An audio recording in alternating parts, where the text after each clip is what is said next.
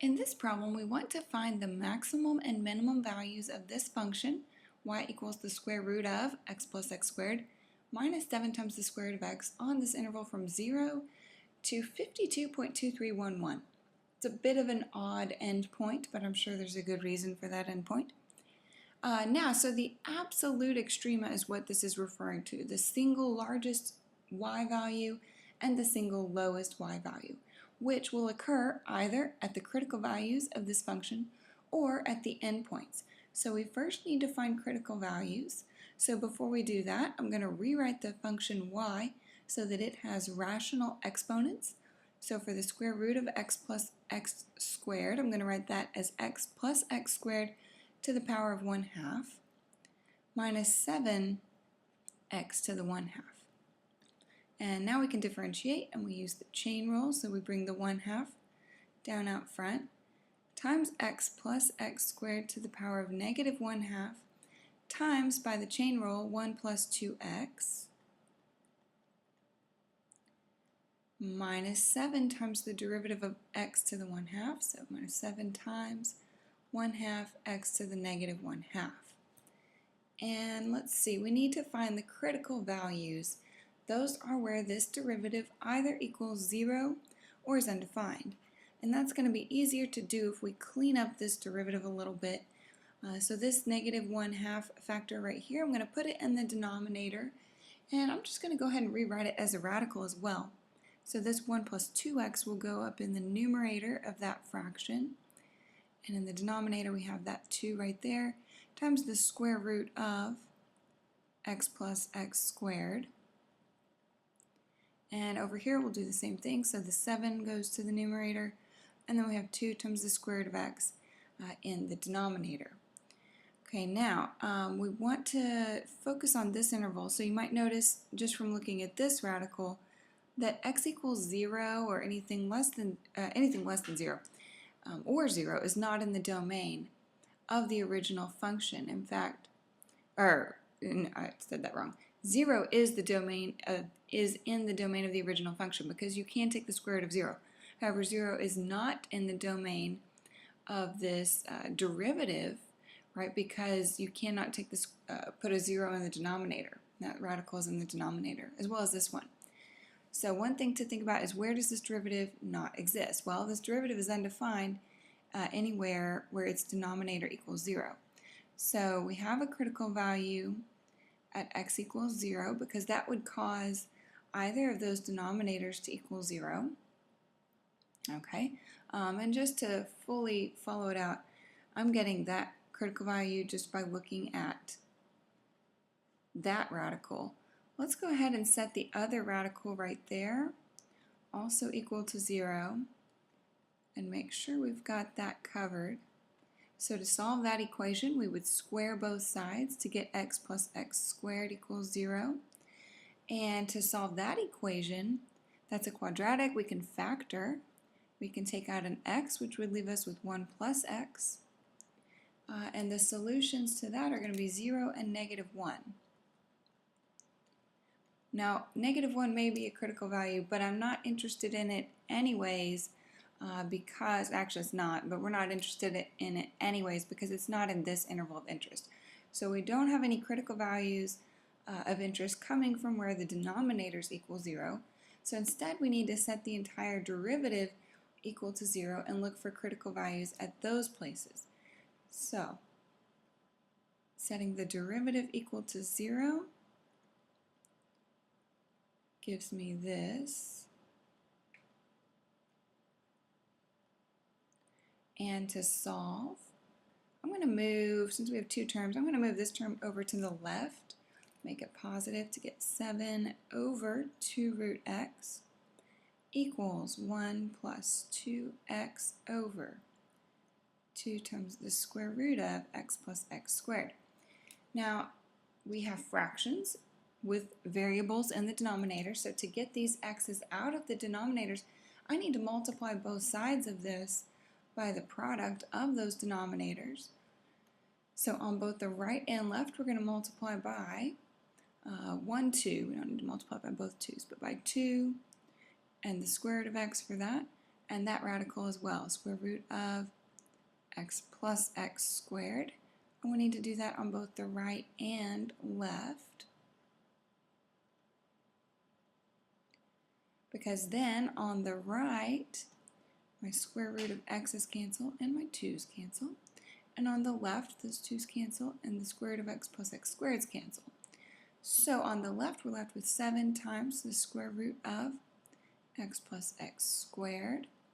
On the right, let's make sure we put some parentheses around that 1 plus 2x there, and it's being multiplied times the square root of x.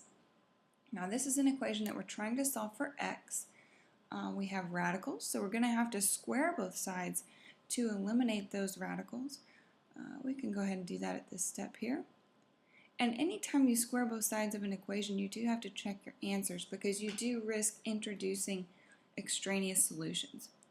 Squaring the left side, we have 7 squared is 49, and the square root of that squared eliminates the radical, so we have x plus x squared, equals on the right. We have 1 plus 2x all squared, and then the square root of x squared is x. And we need to solve this equation. Looks like if we FOIL this out and simplify, this will be a cubic equation. We're going to need to get everything on one side in order to solve it. So let's distribute and simplify. So we have 49x plus 49x squared equals, FOILing this out, we get 1 plus 4x, that's plus 2x, and my last term is 2x all squared, which is 4x squared, and all of that is being multiplied times that x. Let's see, I think we'll move everything over to the right side. So distributing and combining like terms, we're going to have x plus 4x squared plus 4x cubed minus those two terms, minus 49x minus 49x squared. Okay, let's combine like terms and get it in standard order here. So I've got my 4x cubed term first. Then we've got 4x squared minus 49x squared is going to be negative 45x squared. And x minus 49x is negative 48x. And we need to solve that cubic. Looks like we can take an x out of everything, which will turn it into a quadratic for us, which is great. So we'll have 4x squared minus 45x minus 48. Now I don't see any common factors I can take out of everything. Yeah, we can set each factor equal to 0. Of course, when we set that x equal to 0, we already talked about that. That's an endpoint of the interval anyways. But we need to look for solutions to this quadratic that are in the interval that we're interested in from 0 to 52.2311. It says round your answers, so at some point here we'll probably round if these answers are pretty messy. I don't know if that's going to factor or not. I think it's a little bit unlikely just looking at those numbers. So I'm going to jump to the quadratic formula. So negative b would be positive 45 plus or minus the square root of b squared. Oh goodness, we're going to need a calculator for that. So 45 squared is 2025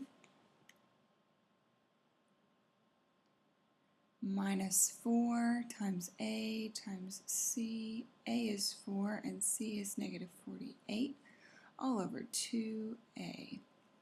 Okay, let's figure out what's under that radical there. So we have, we need to do 4 times 4 times 48. So we're going to do 16 times 48 to get 768. That's the second term under the radical.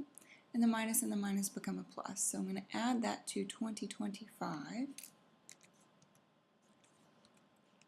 to get that under my radical, 2793. Let's write this out. So we have 45 plus or minus the square root of 2793 all over 8. I highly doubt that's a perfect square, but let's check and see. Take the square root. Yeah. And I think in this problem we're going to just go ahead and need to round because we do need to be able to tell if our answers are within the interval anyways. So approximating this, let's do this plus first. I'm going to add 45 to that number and divide by 8.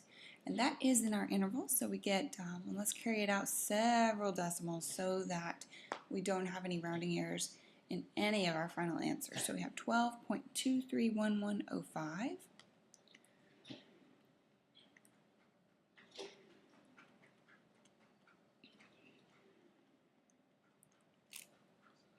And let's get the negative one. So I'm going to do 2793, take the square root, make that negative, and add 45, and then divide by 8. To get, that number is not in our interval, so negative 0.98 I'm not going to consider. That's less than 0. So this is the other critical value. It's really the only critical value of interest. Okay, so that is in between 0 and 52.2311.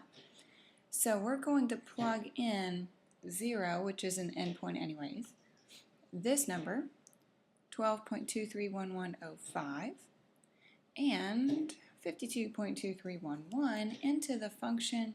It says find the max and min values, so that refers to the y values. So we're going to find the y values at those 3 x values and see which is the largest and which is the smallest.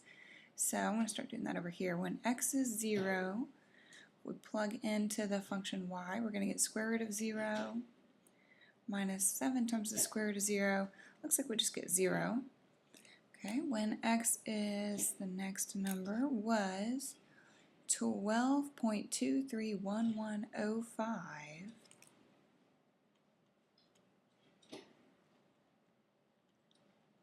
We get y is equal to the square root of, I'm going to just type it in a shortened version here, 12.23 plus 12.23 squared, square root of all of that, minus 7 times the square root of x, so minus 7 times the square root of 12.23.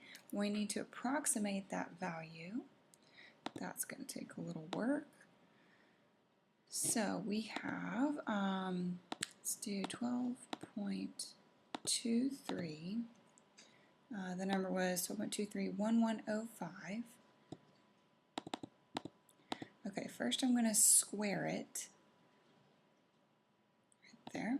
Then I'm going to add 12.231105 to that. That's that x plus x squared. Now let's take the square root.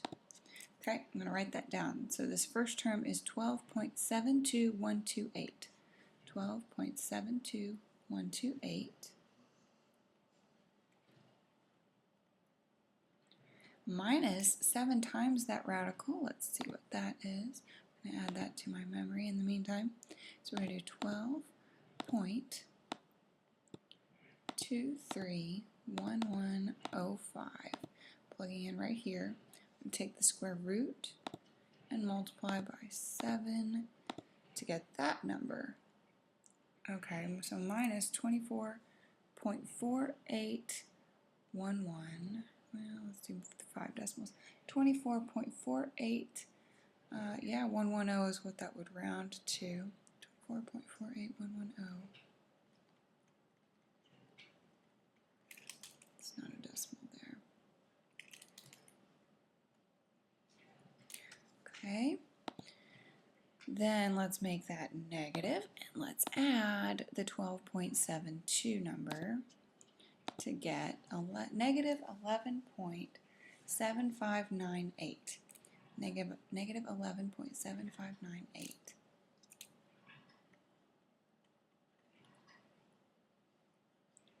Okay, so that's y at that critical value. And next we need to plug in 52.2311. So we need to figure out what is y when x is 52.2311.